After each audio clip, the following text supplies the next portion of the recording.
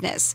Now, I'm going to go right into my first guest, and I'm very excited to have him on because this is very important. We have so many children and adults, as a matter of fact, that have ADD, ADHD, and every other letter out there. And I have Craig Stellpflug. He's a Healing Pathways Medical Clinic neurodevelopment consultant. Welcome to the show. Well, thank you, Carol. I appreciate you having me on here.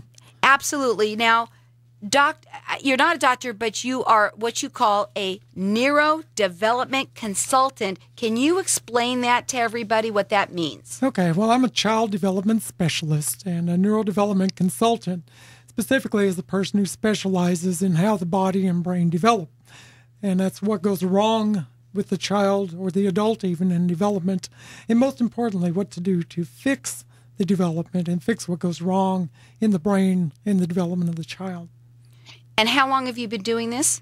I've been doing this for about 15 years. 15 years. So this is important for everybody to listen to this because this is information. We're all giving our children drugs, which, how do you feel about that? Well, we are now drugging approximately 20% of our school-age children, according to the Washington Post.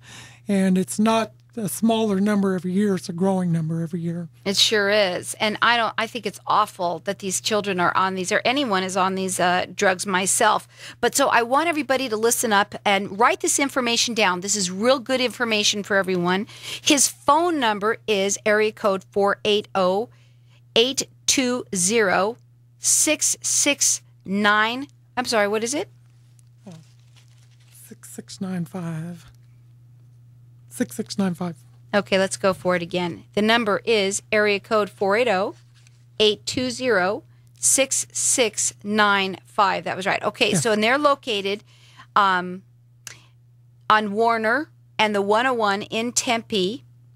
And the name of it is Healing Pathways Medical Clinic. So, okay, let's go into all of this. And if anyone wants to call here, they don't want to ask questions, but they want to get information from you, I'm going to give out the station number a couple times if that's okay with you.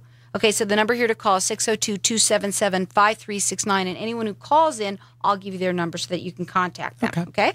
All right. So how does this apply to our listening audience? Well, brain disorders like ADD, ADHD, autism, Alzheimer's, Parkinson's, these diseases and disorders are actually not medical conditions, but they are classified by Stanford University and other places of higher learning as developmental disorders. Therefore, there's no real medical treatment for these. There's no medical pathology where they can take a blood test and say, your child has ADD, ADHD. They cannot take an x-ray and say, well, according to this x-ray, we see that your child has autism. So, because of this, there are no real true medical treatments for the causes of the symptoms. The roots of these disorders are actually in brain development. And like I say, they cannot be identified with a SPECT scan, an MRI, an X-ray, because the brain develops from the lower levels of function to the higher levels. And it's from the simplest developmental order, like in the developing baby, to the complex later in life when you can do the complex sports maneuvers and stuff like that. And they always develop in a predictable order, and any interruption to this development or any aberrations in the development of the lower level functions in any child or adult causes and affects problems in the upper level functions. So it's kind of like the foundation of your house. And if your floor is crooked, the doors don't work right, the windows don't open and shut. So we always go back to the lowest level of malfunction or dysfunction in the body, straighten that out first. And then the upper levels tend to fall in place a lot easier. So it is straighten-outable. Yes. Is a way to say that. Okay. Now, again, his phone number is area code 480-820-6695. And he's located off the 101 in Warner in Tempe. It's healingpathwaysmedical.com. That's Healing Pathways with an S, medical.com. Go on the website. I understand that your website has a lot of really great information on there. Yes, we have a lot of developmental articles, and we have a lot of different research materials. And some of my articles that are coming out in national magazines are also posted on there, and people can just pluck them off the website.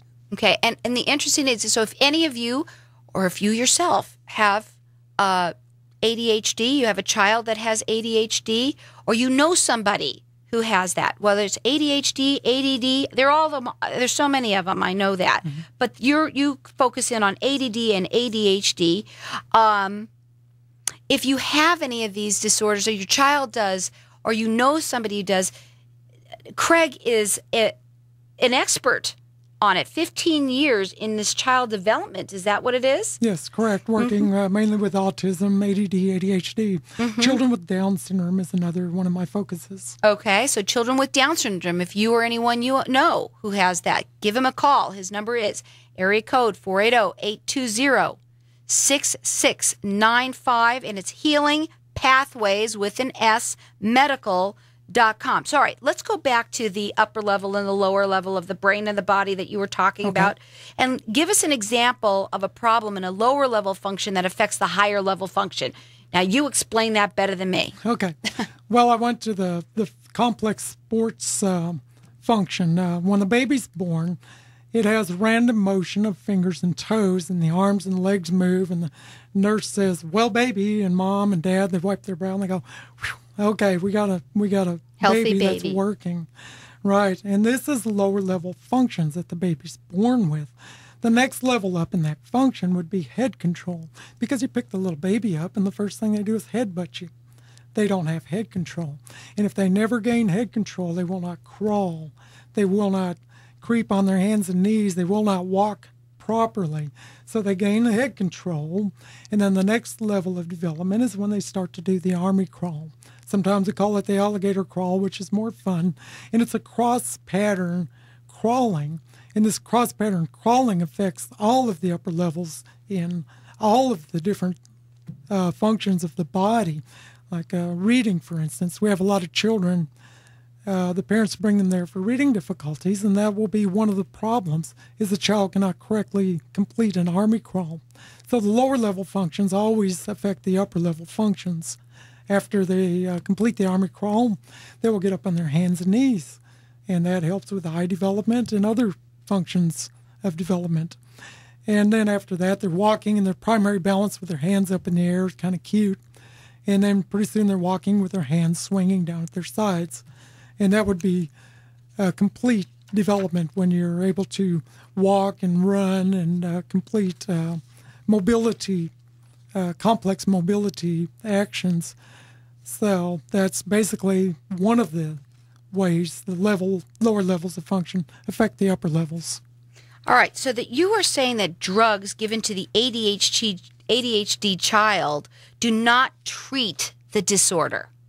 No, it treats the symptoms of the disorder. The causes of the disorder lie in things like brain myelination. That's the insulation around the neural pathways of the brain.